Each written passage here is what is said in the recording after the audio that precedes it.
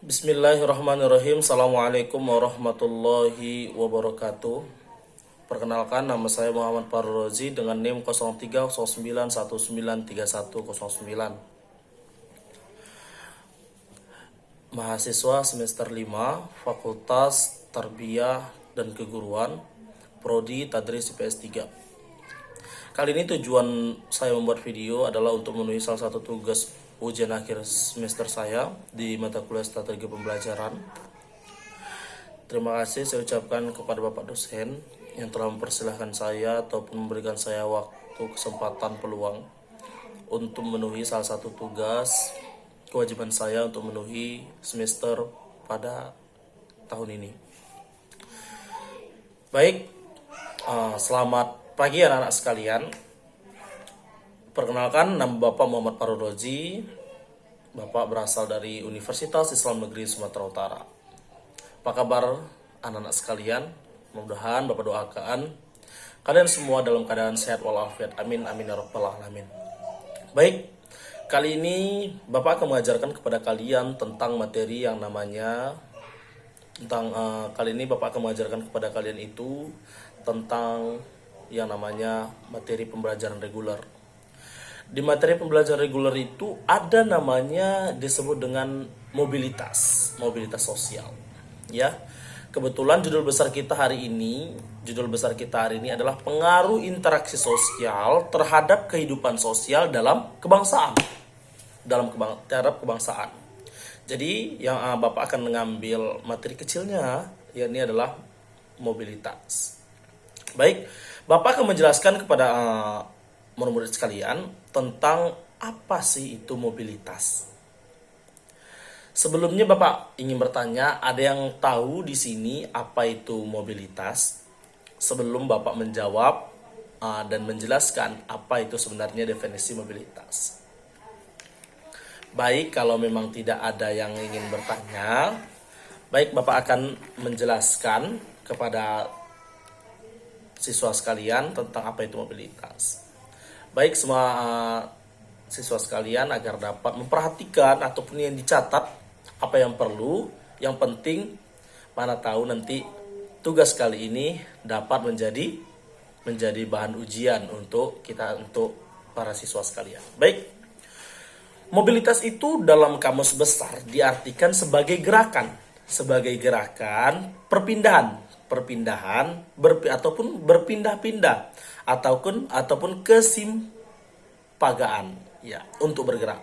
Sedangkan secara etimologis di mobilitas itu berasal dari bahasa Latin, yaitu adalah mobilis, yang berarti mudah.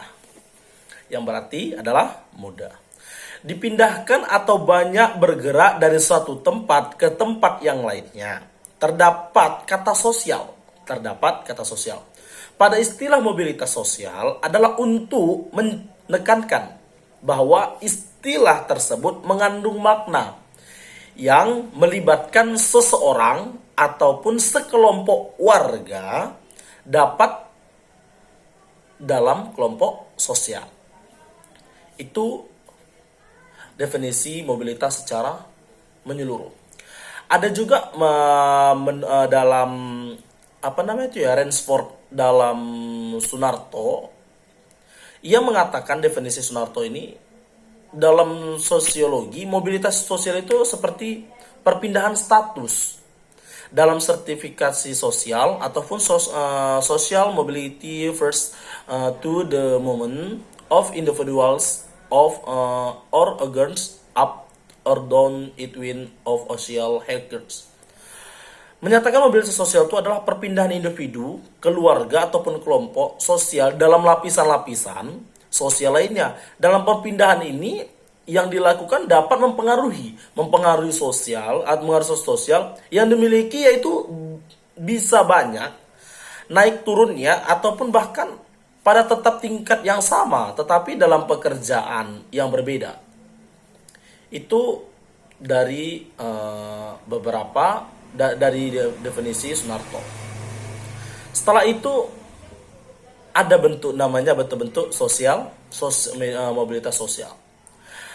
Pada umumnya dikenal dua bentuk mobilitas sosial, yaitu mobilitas sosial vertikal dan mobilitas sosial horizontal.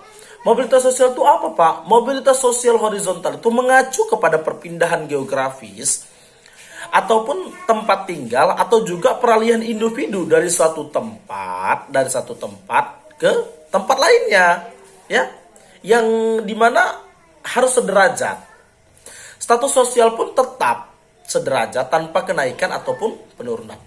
Sedangkan mobilitas sosial secara vertikal merupakan peralihan individu dari suatu kedudukan sosial lainnya, yang menyebabkan terjadinya dari suatu kedudukan sosial lainnya yang menyebabkan terjadinya perubahan status sosial orang atau individu yang mengalaminya. Mobilitas itu terbagi menjadi banyak sebenarnya, vertikal atas ataupun social combing, mobilitas vertikal di bawah social combing. Selanjutnya, mobilitas vertikal ke atas itu naik kedudukannya ataupun sosial seseorang bisa dilakukan dengan berupaya masuk ke dalam kedudukan status sosial yang lebih tinggi. Sebelum itu bisa dinaikkan status sosialnya. Sedangkan mobilitas vertikal itu dia merupakan ke bawah. Paham ya? Horizontal itu mobilitasnya akan menaik. Vertikal itu menurun. Nah, seperti ini. Dia seperti V menghadap ke kanan. Ya, kalau dia menaik berarti dia horizontal. Kalau dia menurun berarti dia vertikal. Jadi kedudukan itu sama-sama derajat. Lalu itulah bentuk-bentuk mobilitas sosial. Setelah adanya bentuk-bentuk, pasti ada juga namanya faktor, ya kan? Faktor mobilitas sosial. Apa itu Pak faktor mobilitas sosial? Faktornya itu ada internal, ada eksternal. Nah, itu faktor-faktor mobilitas. Apa itu Pak faktor mobilitas? Definisinya Pak.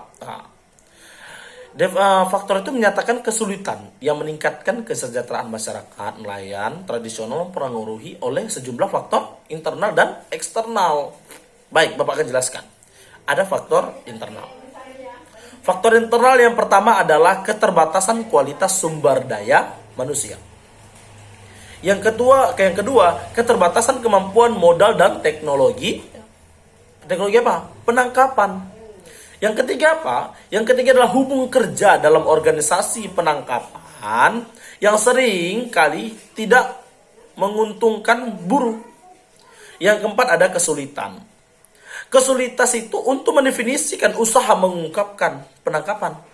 Yang kelima ada ketergantungan yang sangat tinggi terhadap okupasi melaut. Yang keenam ada apa? Gaya hidup yang dipandang boros sehingga kurang berorientasi ke masa depan. Selanjutnya ada disebut dengan faktor eksternal. Faktor eksternal itu yang pertama ada kebijakan pembangunan perikanan yang lebih berorientasi kepada produktivitas untuk menunjang pertumbuhan ekonomi nasional dan parsial.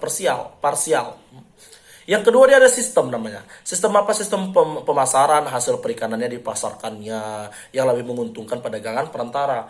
Jadi dia tuh ngambil dari agen ke agen lain, dia menjual kepada masyarakat setempat.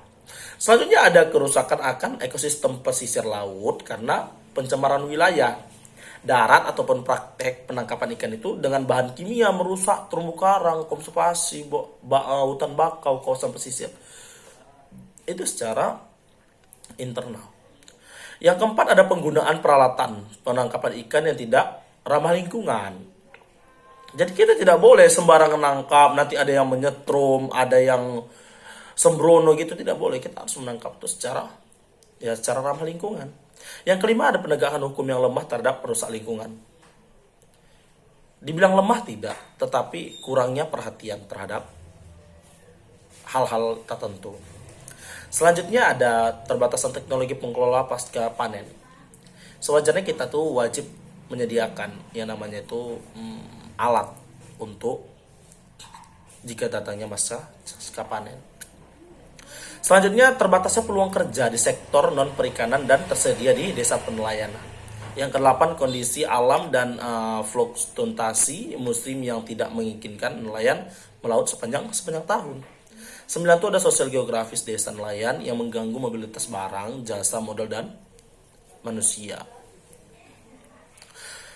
Dikarenakan faktor-faktor yang diuraikan oleh Kusnadi di atas itu, didasari maupun tidak didasari, sungguhnya telah menjadi masalah. Masalah apa itu, Pak? Masalah yang krusial dalam kehidupan sosial masyarakat nelayan. Dalam mobilitas itu, sosial yang dilakukan seorang ataupun sekelompok masyarakat bisa saja menempati kelas sosial yang berbeda dengan kelas sosial sebelumnya. Jadi banyak para sertifikasi sosial itu terdapat yang namanya itu pengkategorian kelas yang tersebut dengan kelas sistem yang menempatkan mereka itu masuk kepada kelas-kelas sosial yang kondisinya yang mereka miliki. Sampai di situ paham? Baik, terima kasih. Lalu selanjutnya itu banyak sebenarnya tentang mobilitas itu. Udah 2 yang kita ketahui tentang mobilitas sosial itu. Jadi